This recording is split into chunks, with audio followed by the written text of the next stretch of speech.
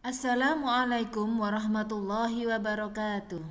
Bertemu dalam seri manajemen pendidikan. Kali ini kita akan membahas tentang manajemen pemasaran atau marketing sekolah. Ya, apa upaya yang sudah dilakukan teman-teman semua? Baik.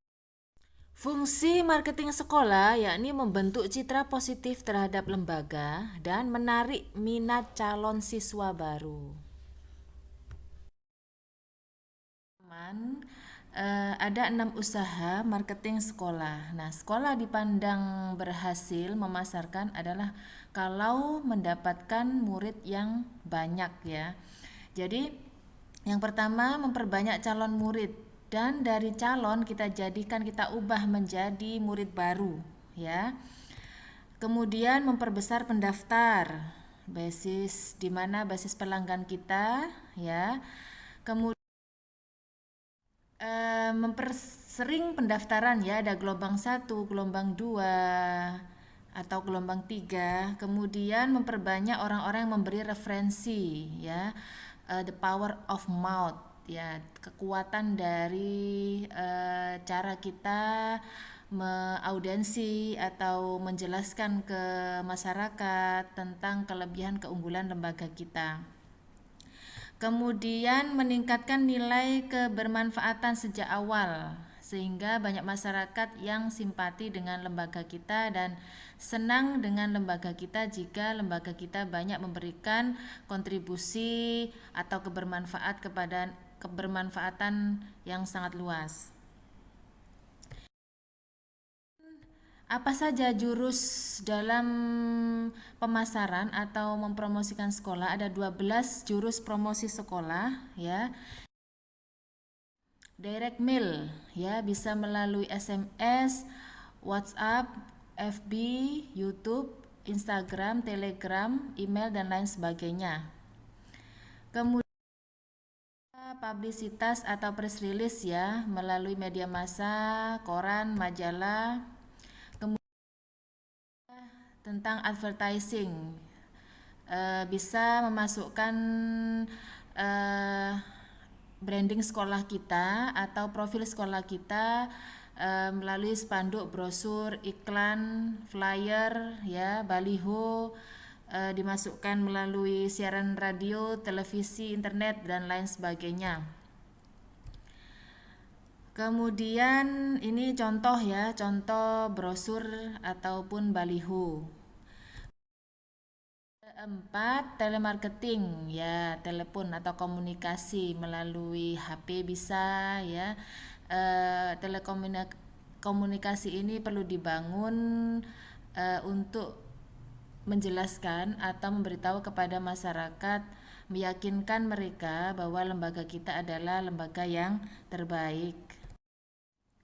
Kemudian yang kelima, direct sale atau visit kunjungan rumah. Nah, kita bisa lebih pendekatan lagi ke masyarakat ya melalui kunjungan rumah. Nah, kunjungan rumah ini pertama kita ini ya, menanyakan bagaimana kebutuhan dari wali murid tersebut ya, keinginan, harapannya gitu ya. Baru kita mempromosikan lembaga kita. Jangan langsung ujuk-ujuk kita menawarkan lembaga kita, tapi kita perlu menjalin komunikasi yang intens dulu, bagaimana kebutuhan dan harapan masyarakat seperti itu. Kemudian referral. Nah, ini yang keenam, kita perlu ini memperbanyak ya orang-orang yang dekat dengan kita, khususnya wali murid selaku user ya, pengguna dari lembaga kita, bisa memberikan referensi atau mengajak orang lain untuk sekolah ke lembaga kita. Karena apa? Wali murid ini kan sudah merasakan ya, karena mereka adalah pengguna user ya dari lembaga kita. Kemudian mereka juga akan bisa meyakinkan kepada wali murid bagaimana keunggulan-keunggulan lembaga kita. Nah, ini. Yang ketujuh, endorsement. Nah, ini menjual ketokohan ya. Ini contohnya ini Bapak Menteri ya. Tapi bisa disesuaikan dengan tempat teman-teman semuanya, bisa Bapak Dinas Pendidikan atau Kiai, tokoh masyarakat ya, misalnya dalam pengajian disisipkan membahas tentang lembaga kita, kemudian Bapak Dinas dalam sambutannya menceritakan keberhasilan lembaga kita dalam mendidik anak. Kemudian direct agent, membuka agen penerimaan murid baru di beberapa tempat yang strategis, bisa di swalayan, bisa di pameran-pameran ya, tempat-tempat misalnya kita ada ini ya, join dengan wali murid yang punya toko ya, tokonya sangat rame, bisa kita buka di sana. Ya, jadi tidak menutup kemungkinan hanya di dalam lingkungan sekolah saja, tapi bisa diperluas di tempat-tempat yang strategis. Dan host beneficiary, memberi benefit keuntungan bagi orang yang membawa calon wali murid baru. Ya, kita memberikan penghargaan tidak hanya berupa kado atau bingkisan ya, tidak harus seperti itu, tapi bisa juga dengan penghargaan yang lain ya, misalnya gratis SPP. Ya, banyak cara ya untuk bisa memberikan penghargaan kepada mereka, tapi biasanya wali murid kita sudah sukarela ya untuk membantu sekolah. Nah, ini karena loyalitas mereka terhadap sekolah kita. Kemudian join promotion, kerjasama dengan instansi atau lembaga lain. Nah, ini misalnya lembaga kita playgroup, mencari murid anak usia yang di bawah playgroup, bisa kita kerjasama di posyandu gitu ya. Kalau jenjangnya TK, kita kerjasama dengan lembaga-lembaga yang punya KB atau kelompok bermain. Kalau jenjangnya SD, berarti kita join promotion dengan TK-TK sekitar untuk menjaring anak-anak kelompok B bisa sekolah di SD kita.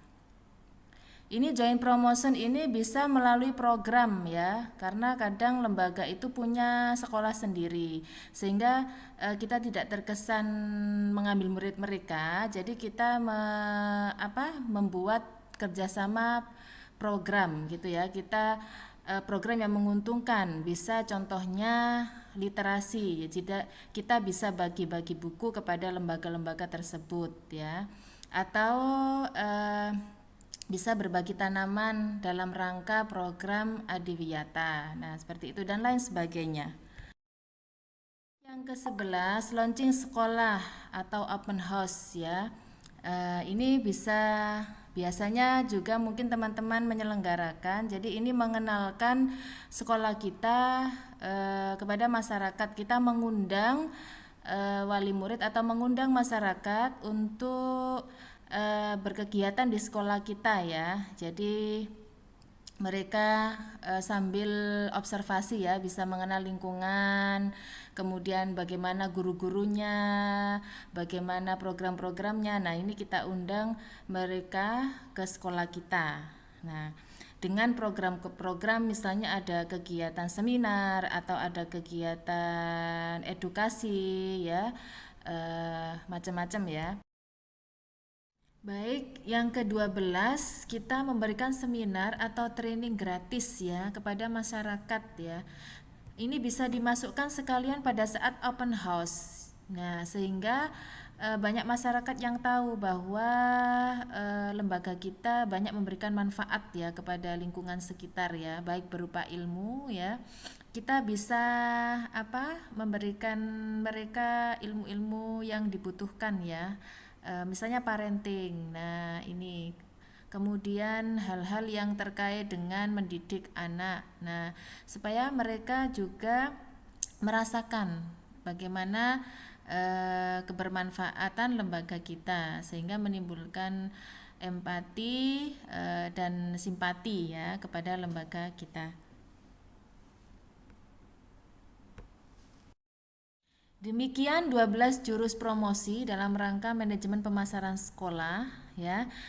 Bisa dikembangkan sendiri, bisa menjadi 12 lebih atau bisa diambil kurang dari 12 ya, sesuai dengan kebutuhan dan situasi maupun kondisi lingkungan sekolah masing-masing. Nah, terima kasih, semoga bermanfaat. Wassalamualaikum warahmatullahi wabarakatuh.